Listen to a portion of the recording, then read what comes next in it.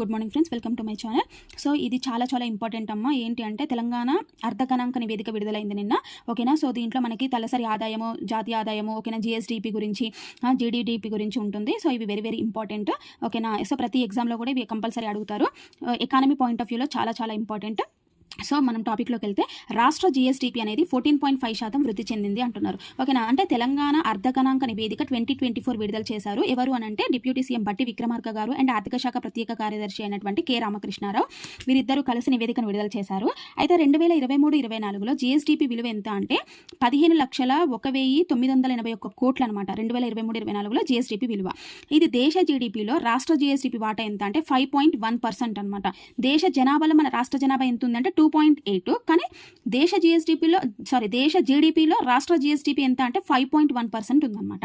మరి 2014-15 నుంచి 23-24 మధ్య కాలంలో 196% వృద్ధి చెందిందంట. 2014లో ఎంత ఉండేది జిఎస్డిపి అంటే 5,05,849 కోట్లు ఉంటే 2023-24 వచ్చేసరికి 15,01,981 కోట్లు, అంటే 196% వృద్ధి చెందింది అనమాట.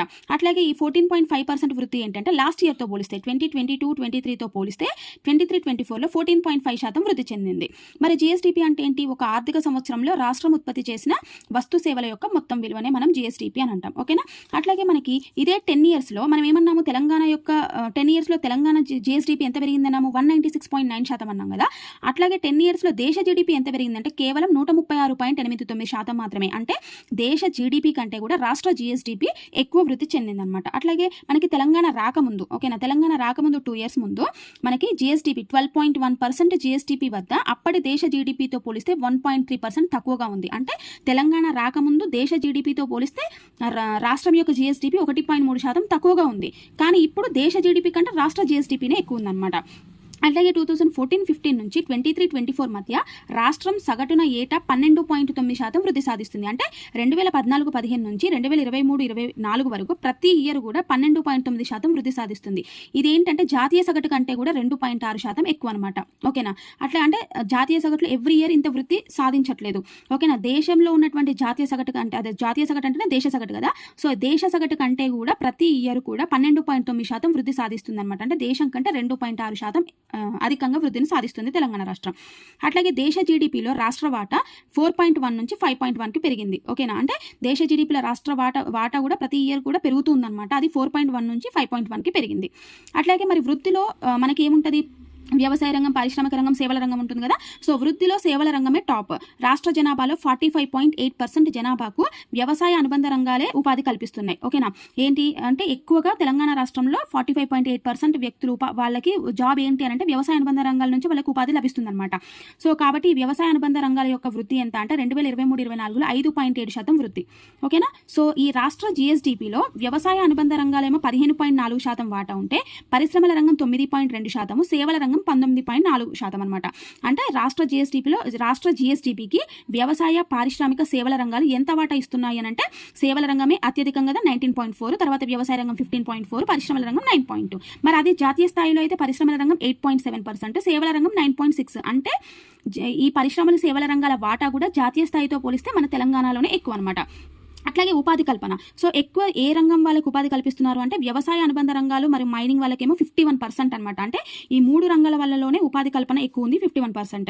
తయారీ రంగంలో 12%, వాణిజ్యం, హోటళ్లు, రెస్టారెంట్లో 10%, నిర్మాణ రంగంలో 8%, మరి రవాణా, కమ్యూనికేషన్లో 4%, ఐటీ ప్రొఫెషనల్ సేవా రంగాల్లో 4%, విద్యా వైద్యంలో 3%, ఇతర రంగాల్లో 8%. ఓకేనా. ఇది ఉపాధి కల్పన. సో నెక్స్ట్ ఏంటి అంటే తలసరి ఆదాయం. మరి తలసరి ఆదాయం అనేది ఏంటి అంటే 2023-24లో తెలంగాణ రాష్ట్రం యొక్క తలసరి ఆదాయం ఎంత అంటే 3,56,564 రూపాయలు అనమాట. మరి అదే 2023-24లో దేశం యొక్క తలసరి ఆదాయం ఎంత అంటే 1,84,205 రూపాయలు అనమాట. అంటే తలసరి ఆదాయంలో కూడా దేశం కంటే తెలంగాణ రాష్ట్రం టాప్లో ఉంది. ఓకేనా. అట్లాగే మనకి 23-24లో రాష్ట్ర తలసరి ఆదాయం అనేది 14.1 వృద్ధిని నమోదు చేసింది. ఓకేనా. అంటే ఈ తలసరి ఆదాయం కూడా 2023లో ఎంత వృద్ధి అంటే 14.1 వృద్ధిని నమోదు చేసింది. మరి 2014-15లో 1,24,104 రూపాయలు తలసరి ఆదాయం ఉంటే 2023-24 వచ్చేసరికి 3,56,564 రూపాయలు అయింది. అంటే ఎంత శాతం వృద్ధి చెందింది అంటే 187.3% వృద్ధి చెందింది. మరి ఇదే 10 సంవత్సరాలలో దేశం యొక్క తలసరి ఆదాయ వృద్ధి ఎంత అంటే 112.59% వృద్ధి సాధించిందనమాట.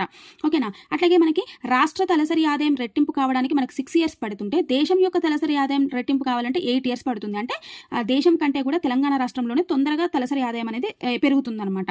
అట్లాగే మనకి రాష్ట్ర జనాభా 3.5 కోట్లు అయితే ఉద్యోగ ఉపాధి రంగాల్లో 1.5 కోట్ల మంది ఉంటున్నారు అని అన్నారు.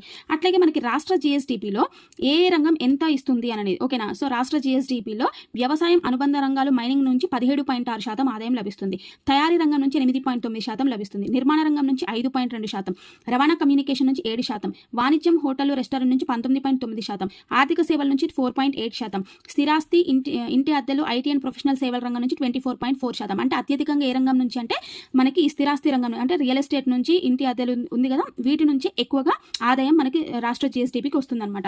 సో ఇవి మీరు క్రొనలాజికల్ ఆర్డర్లో రాసుకొని నేర్చుకోండి, ఎందుకంటే ఇవి మనకి ఎగ్జామ్లో చాలాసార్లు అడిగాడు అనమాట లాస్ట్ ఇయర్ కూడా. ఓకేనా, అసెండింగ్ డిసెండింగ్ ఆర్డర్లో అడగొచ్చు, లేదంటే మ్యాచ్ ద ఫాలోయింగ్లో కూడా అడగొచ్చు అనమాట. ఓకేనా, సో ఇవి కంపల్సరీ నేర్చుకోండి. సో నెక్స్ట్ ఏంటి అంటే మనకి